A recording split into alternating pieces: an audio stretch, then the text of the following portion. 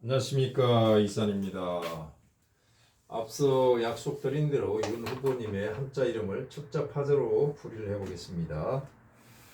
척자파자는 일견 보게 되면 어떤 원칙이 없어 보입니다. 그래서 이것은 그냥 소설로 봐주시기 바랍니다. 흑우다. 그래서 그냥 재미로 보시고 혹시라도 한자 공부에 보탬이 된다면 다행이다 이렇게 생각합니다. 척자파자는 그 재료가 한자니까 한자에 대해서 습득이 있어야 됩니다. 두 번째는 역학에 대해서 기본적인 소양이 좀 있는 게 좋습니다. 특히 주역에 대해서. 세 번째는 주변 환경을 빨리 파악을 해야 됩니다. 이 이름 주인공의 주변 환경을 빨리 파악해야 되는데 그 환경 중에서도 상을 보든지 어떤 위치가 있든지 이것을 빨리 파악을 해야 됩니다. 이런 재료를 가지고 가장 중요한 것은 번쩍이는 영감, 영빨이 있어야 됩니다. 이게 없다면은 이런 재료들이 무용지물이 되는 겁니다. 자, 한자는 기본적으로 제자 원리가 상에서 본떤 겁니다. 상이나 형에서 본떤 겁니다. 이 상과 형을 가장 압축시켜서 다이제스트로 만들어 놓은 것이 뭐냐면은 여기다. 이 8개에서 모든 물상을 다 보여줍니다. 역은 그대로 상이거든요. 그래서 이 두 개는 일맥상통하는 관계에 있다. 제 개인적으로는 이 파자점이 굉장히 점다운 점이고 이에 준하는 것이 매화역점이다 이렇게 봅니다. 이 매화역에서도 파자를 응용하고 파자에서도 매화역을 응용을 합니다. 그 전설의 박도사님 보게 되면 이것을 많이 활용한 것을 제가 확인해 볼 수 있었습니다. 이런 그 기본적인 원칙이 있는데 보게 되면 원칙이 없어 보입니다. 이것을 무예에 비유한다면은 그 중에서 국기인 태권도에 비유한다면 처음에는 형을 마스터를 하죠. 형을 마스터를 해서 나중에 실전에서 고수가 되게 되면 무형입니다. 형으로 싸울 수가 없잖아요. 대적할 수가 없습니다. 이 무형의 형을 자유자재로 구사할 때 그 사람이 고수라고 볼 수가 있죠. 자, 이 예를 들어본다면은 이런 글자가 있습니다. 파자를 하는 분들 인구에 많이 해자되는 글자인데 물을 문자입니다. 이 글자를 어떤 사람이 풀어달라고 했을 때 당신은 좌군 우군 했으니까 군왕이 될 그런 운명의 팔자를 타고났소 이런 얘기를 했다 이겁니다. 이것을 가만히 지켜보고 있던 거지가 찍으니까 당신은 대문 밑에 입이 걸렸으니 남의 문 앞에서 얻어먹는 거린이요 이런 얘기를 했다 이겁니다. 자, 왜 그랬을까요? 이 술사가 자기 멋대로 이렇게 하면 안 되겠죠. 여기서 시사하는 바가 큽니다.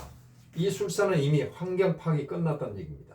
이 사람이 암만 고급진 옷을 입고 와도 관상을 봤을 때 천티가 팍팍 났다든지 여기는 남루한 옷을 입고 왔지만은 관상이 아주 기상으로 나왔을 수가 있고 1번을 찍었을 때 주변에 길조인 학이 날아갔을 수도 있습니다.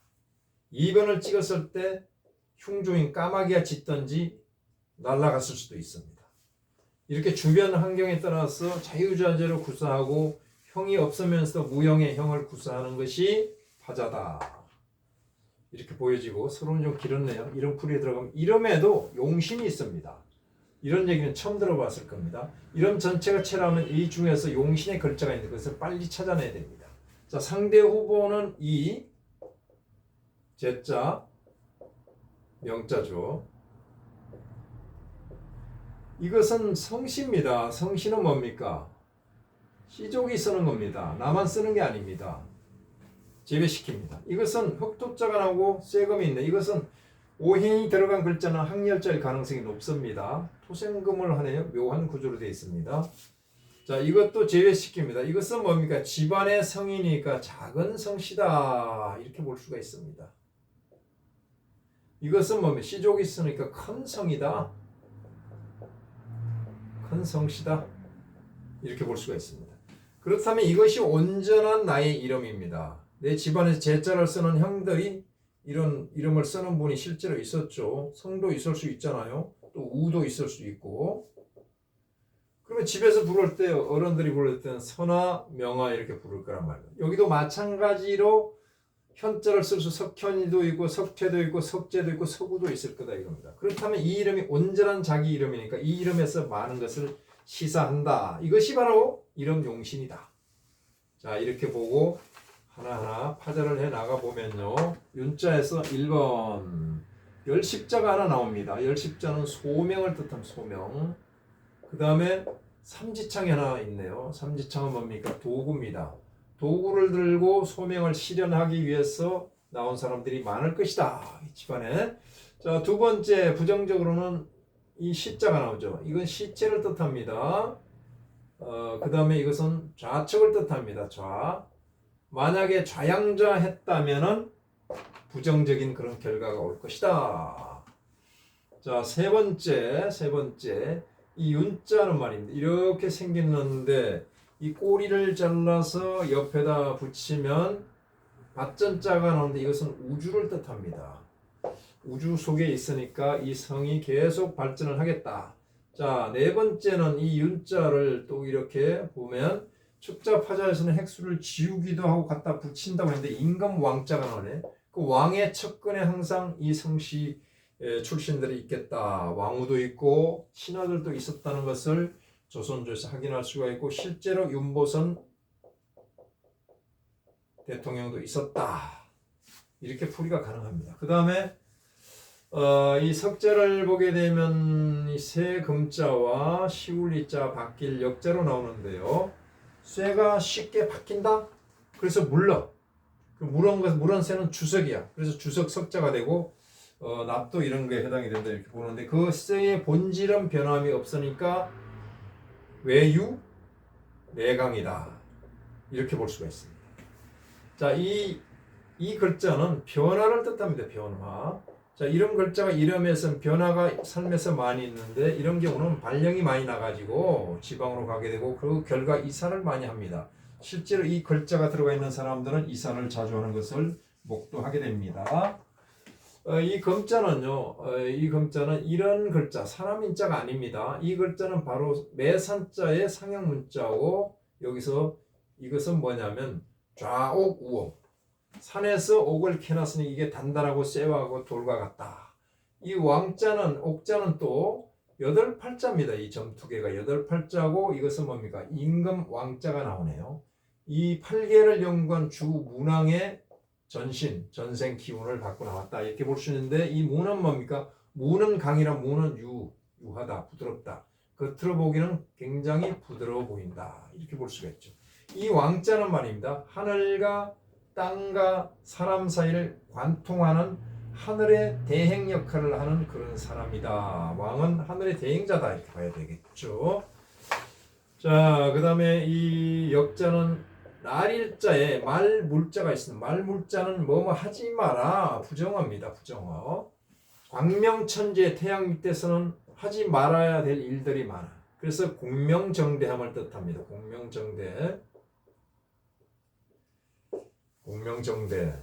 공명정대는 바르다는 뜻이죠. 의다. 이런 풀이가 가능하고 그 다음에 뭡니까? 이 일요일설에서 이 물자는 월자로 변환이 됩니다. 그럼 이 두 글자를 합치면 명자가 나오죠. 명자가 나오는데 역자지만 역자가 명어로 바뀌고 세금자를 갖다 붙이니까 뭡니까? 명이하고 쇠가 있네. 이 금은 뭡니까?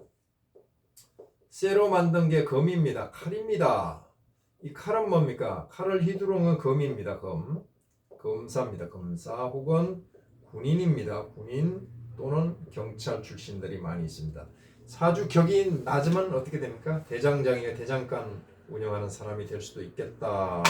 이런 풀이가 가능하죠. 그렇다면은 검사 출신인 내가 명이란 사람과 경쟁을 할 것을 이름에서 이미 예고돼 있다. 이런 거야 됩니다.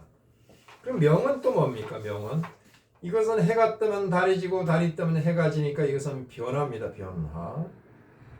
변화무쌍하다. 변화무쌍하니까 뭡니까? 임기응변에 특히 능하다. 임기응변을 자꾸 하다 보면 거짓말도 나온다. 순발력을 뜻하기도 한다.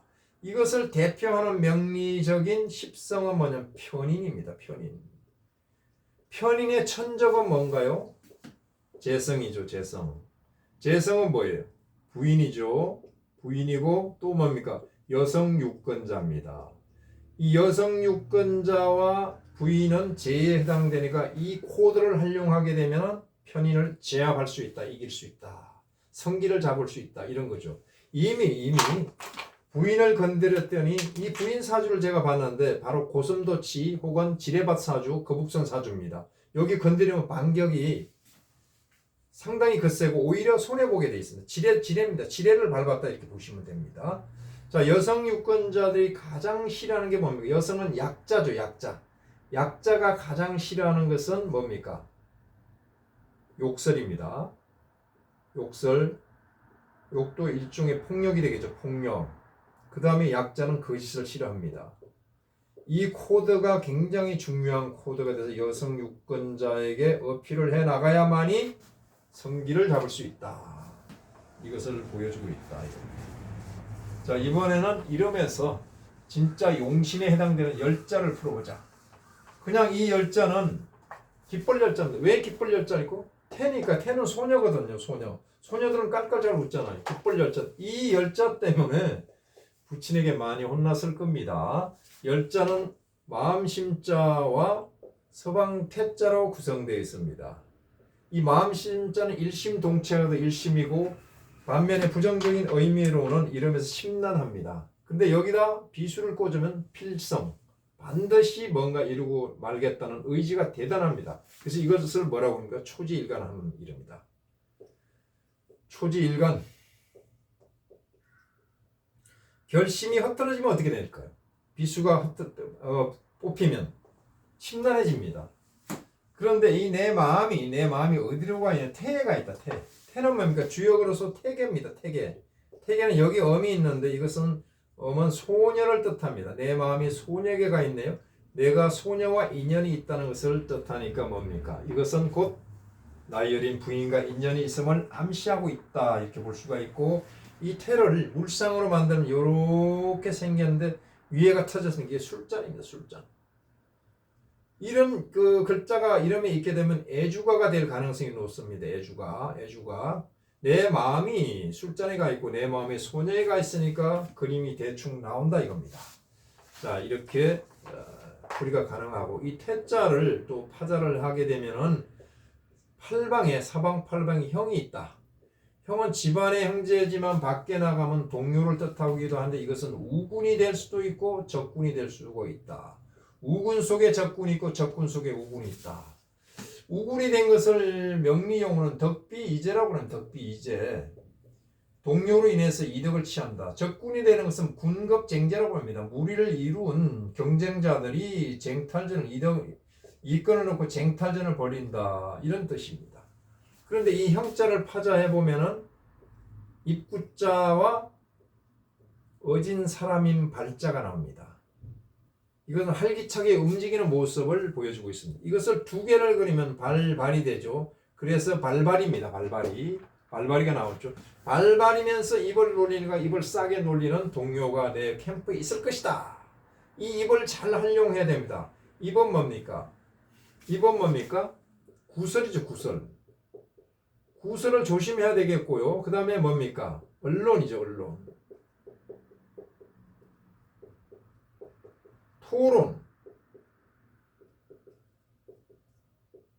토론이죠.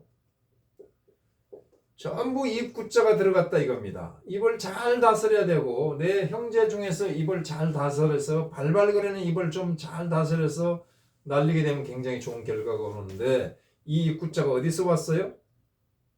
내 형에서 왔으니까 동료들이 입을 조심해야 된다 이겁니다. 이 동료들의 발언이 잘못되고 본인도 토론에 대비를 해야 되고 언론에 대해서도 또 다른 어떤 적극적인 정책을 써 나가야만이 된다. 근데 이 떨어진 입을 바로 세서 척 갖다 붙이면 임금 군자가 되잖아요. 이걸 잘못 놀리면 백날 해봤자 임금 군자가 안 된다 이겁니다. 자, 그러면 이 구자에다가 이 발발이를 하나 넣어보자. 발발이 넣으면 넉사자가 나오네요.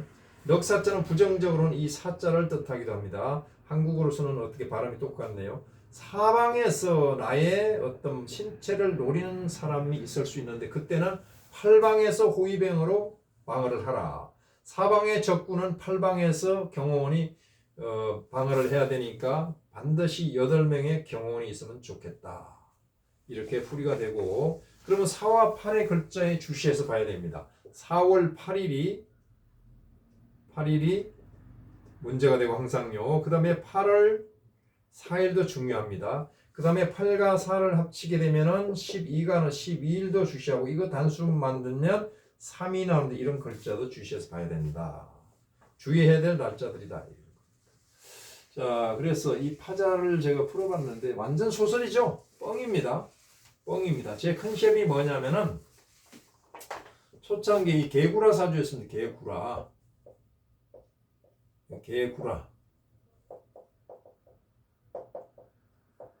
개구라 사주라고 지금도 올라와 있습니다. 자, 이 개구는 개거입니다. 개거. 이건 구라는 구라입니다. 구라 거짓이란 뜻이고요. 이것은 표준말로 거짓인데 한마디로 뻥입니다. 제가 오늘 뻥을 쳤는데 좀 미안합니다. 개거입니다. 개거로 보시고 뻥으로 봐주시기 바랍니다. 그런데 이것을 풀이를 하게 되면 이런 뜻이 있습니다. 입을 벌려서 그물을 던져서 사주를 온전히 체포해버리겠다, 파괴해버리겠다, 이런 뜻입니다.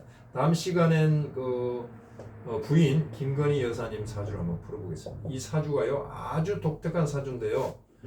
일단 사주 구조가 식신재살이 되고 관인상생이 되어 있고 양인 합살이 되어 있어 아주 묘미가 있는 공부거리가 많은 그런 사주입니다. 다음 시간에 한번 풀어보겠습니다. 파자 통변은 여기서 마치겠습니다. 감사합니다.